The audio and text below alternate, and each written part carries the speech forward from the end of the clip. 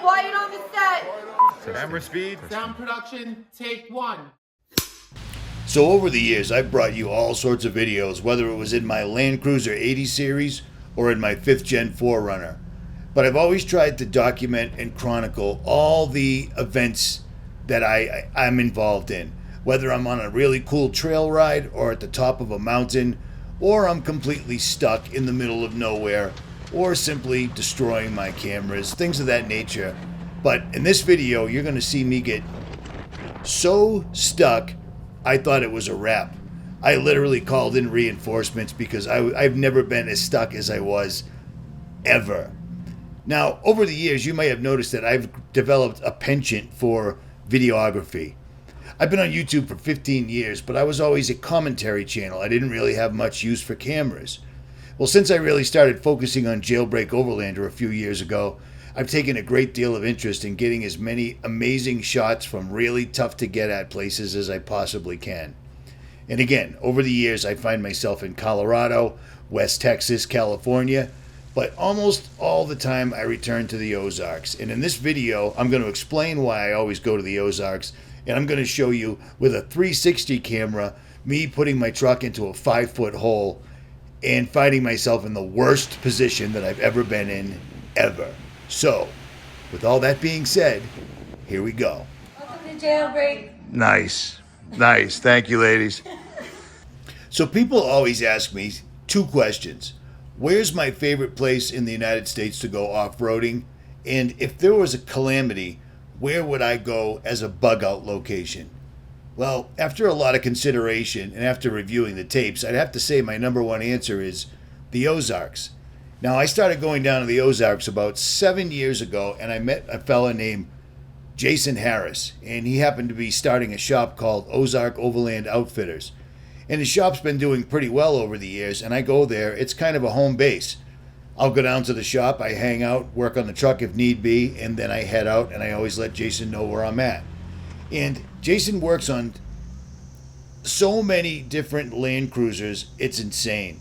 And it's amazing because Land Cruisers are a passion of his, and he managed to find a way to make something that he was passionate about his livelihood, while also employing people from the community, including his family, to work with him. You can't ask for better than that. You can, but you won't get it. At any rate, here's a look at the shop.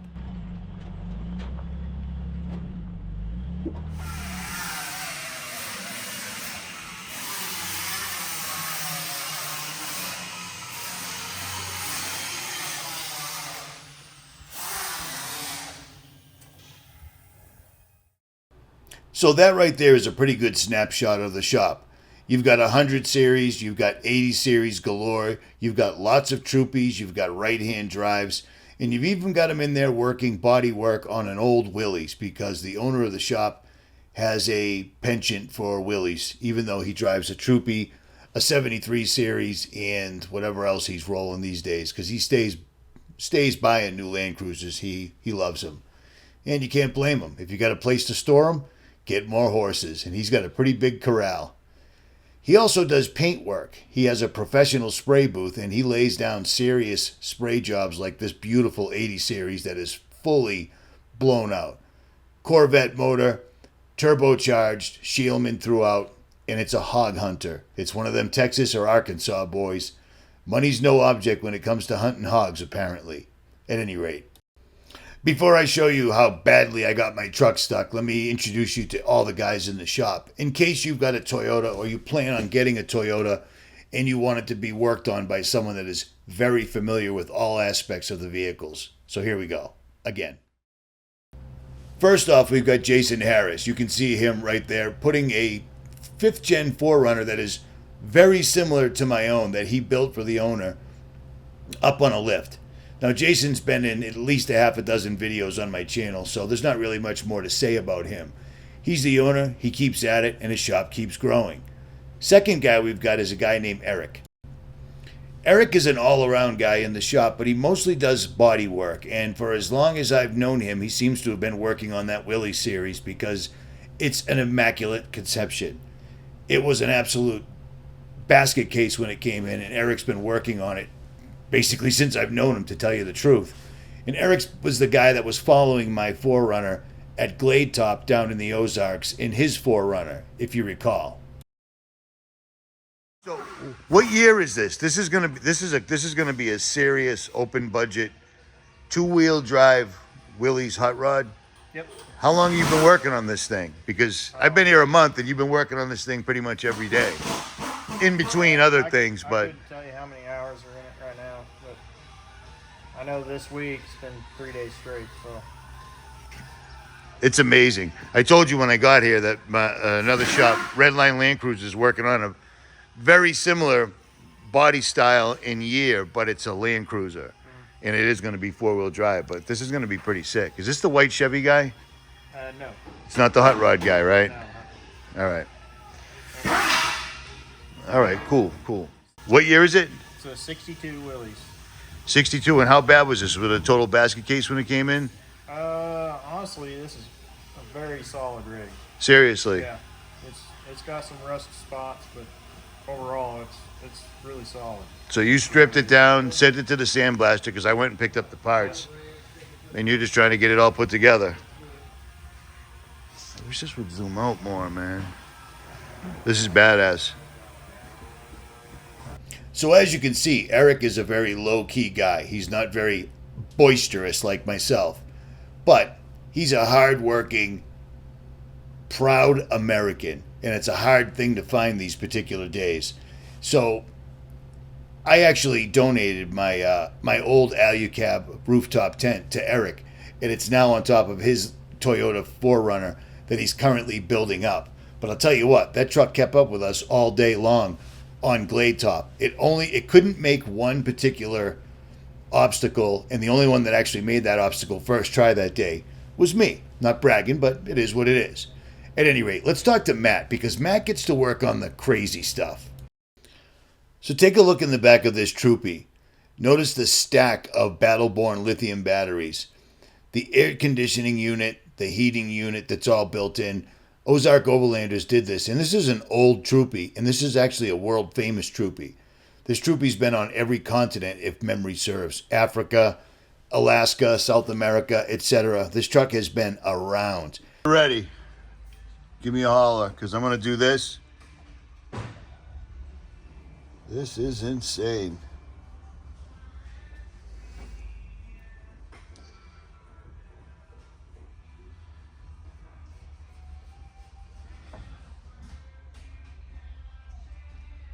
Do you have my drill in here? Your drill? Yeah. No? Okay.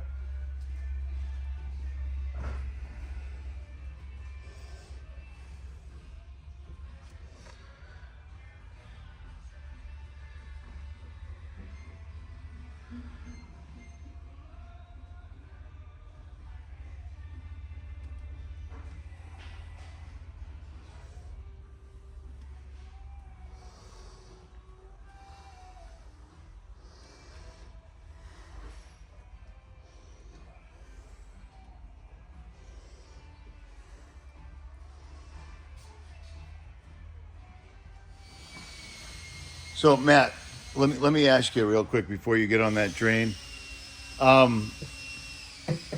What was the reason that you did all this? Extensive electrical in this Troopy, but stuck with the original carpentry, we'll call it. Cool factor and comfort.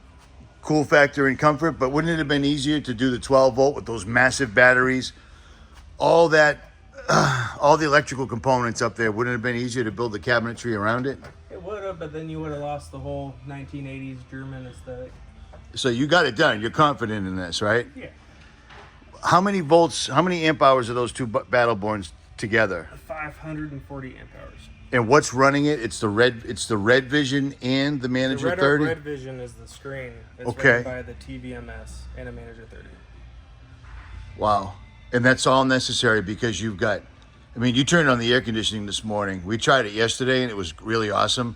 And then realized today we didn't even have it on high. Yeah, it was low. That's crazy. That's crazy. Have you ever done a setup in a truck this small, this complicated? No. This is first serious, for me. correct? Yeah. The wiring, everything looks beautiful, man. It's really good work. A lot of hours. I've seen a lot of builds in my lifetime. You know what I mean? This looks really good. So, And then we got the stainless tank for water. It's holds about 25 gallons. Fresh oh, water. that's a stainless water tank. I forgot all about that. And you've also got a gauge on that so you can tell how much water's in there, right correct? from the Red Vision. That is crazy. That is in a 1985 Troopy. And rumor has it, this thing's been all over the world. Yeah, almost every continent but Antarctica. Wow. That's crazy. So, I mean, you're doing a really good job, brother. You do. It's amazing seeing you going from re-gearing to electrical to body work if you have to, welding. Head down on a supercharger. Right, Yeah. right. So Jason said that he's looking for one more guy, but you're gonna have to find someone that actually you guys all gel with. Yeah. Because you guys got a really good flow going here right now. You just need a little more horsepower, right? Yeah, we just need one more guy. Cool, cool. And it was used as for photography, so it's got the bar work on it and everything. And Ozark Overland is going to strip off the bar work and redo it all, and I can't wait to see what that looks like. But here's a look at what Matt does at the shop. He gets to do all the fun stuff, all the high-end stuff, the people that, you know, this is all the bling, without a doubt. This is all the stuff that you just dream you could have in your truck. And for some reason, the boys down in Texas, Arkansas, etc., when they go hog hunting, they build a serious Land Cruiser to take them there. It's no joke. Wow. And this is the truck you had to build custom mounts to make these rears work? Yeah. But they work. And you're a big dude and you can fit in there. This is probably the most beautiful Shieldman I've seen. Look at that. Matt's a big kid. And he fits in the back seat of an 80. And the driver's seat's all the way back, mind you. And he's got armrest. Stand by, 1 sec. Oh, these are beautiful. Dude, nicely done, nice build. He did all this and turboed an 80 series with his own special sauce too, right? Own special sauce. Is that fair to say? Yeah. That's yours, right? So you see what I'm saying? This is an extreme build. Shieldman front and back. The armrest, they built custom mounts so that a grown man can actually sit in the back seat of an 80 series. That freaks me out. It's got gull wings, custom Shieldman doors, and of course, Matt also builds turbos from scratch. Whether that's a good thing or bad thing, time will tell, but he does it and they work, and there that is, you know what I mean? But this is an insane build, and this is on 37s. It's all Delta, Shieldman, and everything else is basically custom. This 80 series makes my 80 series look like an old pile of crap. I'm going to put that right out there. My 80 was the shit in its day, and it's sitting in a barn someplace in Alabama right now, if memory serves. But, I mean, this is serious. It's a beautiful, beautiful build. As long as people can pay, they can build it. You know what I mean? Because this stuff is not cheap in any way whatsoever at all. There's also a new guy at the shop named David. He's doing body work, and I didn't get an opportunity to get a camera in front of him, but the shop is growing, and if you're in the Missouri area, people come from all around. Texas, Arkansas, Florida, Ohio, Virginia, etc., blah, blah, blah. You see what I'm saying? But I mean, look at this. This is very, very nice work. I'm duly impressed. At any rate, that's the long story short of it. My favorite place to off-road in the United States has to be the Ozarks because of the numerous water crossings, the constantly changing terrain due to the water crossings, and there's all sorts of stuff there. There's not a lot of mountain climbing, but there's a lot of shale, there's a lot of good rock climbing, there's a lot of mud, and there's a lot of just really awesome trails. And I've been doing these trails for 7 years in both vehicles, and I knew them like the back of my hand. So I stopped by the shop one day, told Jason that I was heading out to the power lines. He knew what I meant. And I headed out there, no big deal. What I wanted to do was actually test a 360 camera on the truck on a trail that I knew. So that's what I did. And this is what it looks like.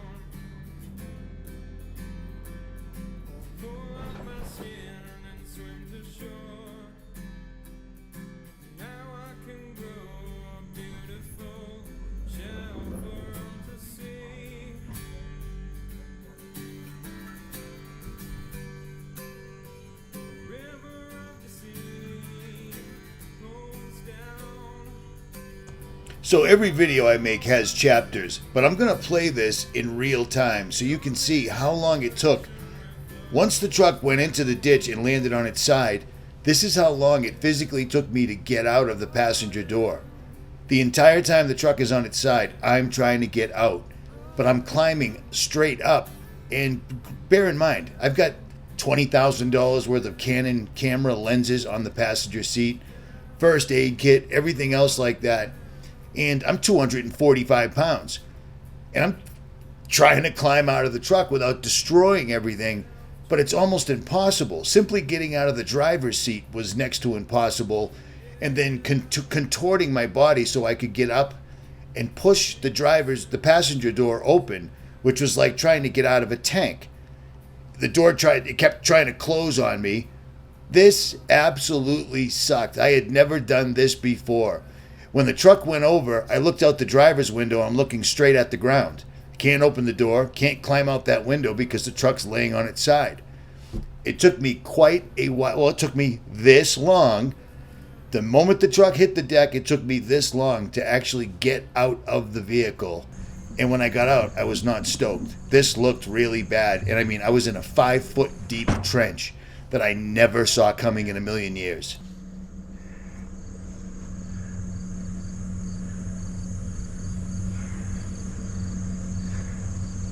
Are you kidding me?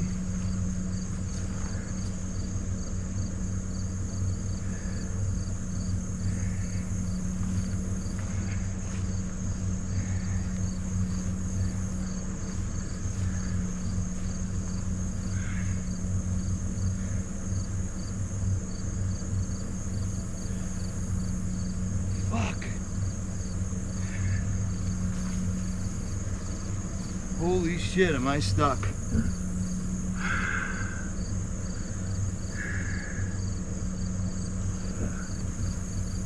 Holy shit. Am I stuck?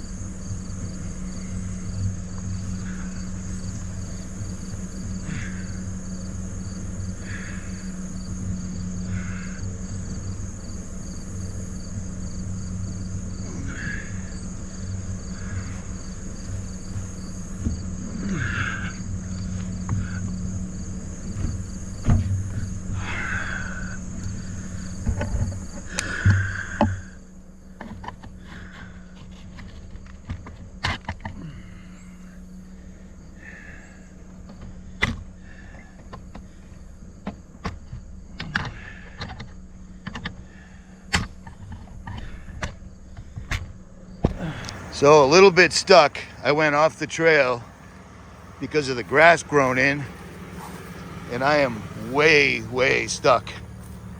This is the trail. I didn't see this because of the grass. Look at the size of this ditch, man. I mean, that is stuck. Stuck.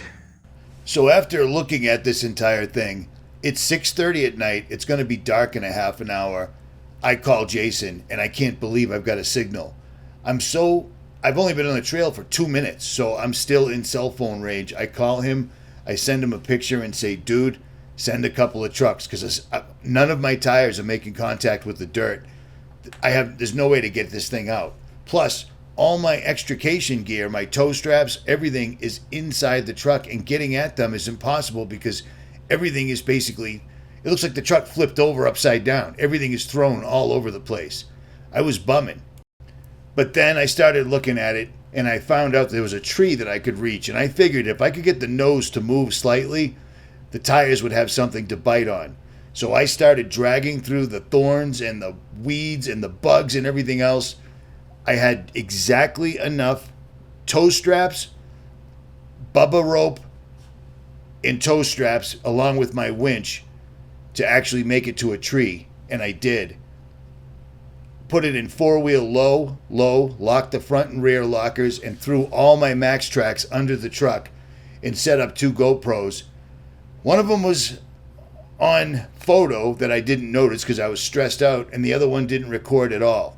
So I didn't get me pulling myself out, just the before and after. But when you see that thing on the 360 camera just hit the deck, boom! I didn't see that coming. I didn't see that coming at all. I know this trail like the back of my hand. But with the grass grown in, I did not see that enormous trench and fell right into it. That is the stuckest I've ever been, literally. Bent the bumper. That is a deep ass hole. And I slid right down, and I managed to somehow grab a piece of a tree way over there using every rope I had, and I extricated myself. Unreal. Look how deep that hole is. I'm pretty sure I destroyed a Max Trax, definitely. But I mean, that's a Max Trax. Yeah. Front and rear locker. Once I got the rear end out, killed the locker, I think I'm good. There it is. On the trail for less than 3 minutes. Boom. So what did I learn from this entire exercise? Well, I learned a few things.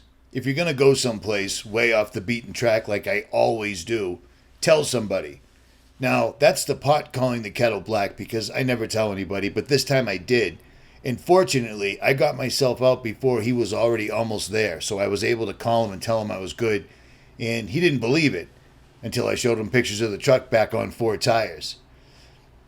Second thing I learned from this is where I keep my extrication gear, all my spares tow straps, because I carry about 100 feet of extra tow to go along with the 100 feet on my winch. I kept it in the back, and unfortunately, when I went over, all 4 tires were off the ground, and I bent my tow hitch. Literally, I bent it to the passenger side. It was almost impossible getting that stuff out of there. So if you're going to go off-road, make sure you can get your hands on the stuff you're going to need if you happen to get stuck. At any rate, I hope you enjoyed this video. I hope you enjoyed me answering where I would go in a bug-out situation. And make sure you hit that like, share, and subscribe. Hit the little notification bell next to the subscribe button. Leave a comment below. I will try to return the favor. It's Sunday afternoon. I am in Colorado Springs, and I am out.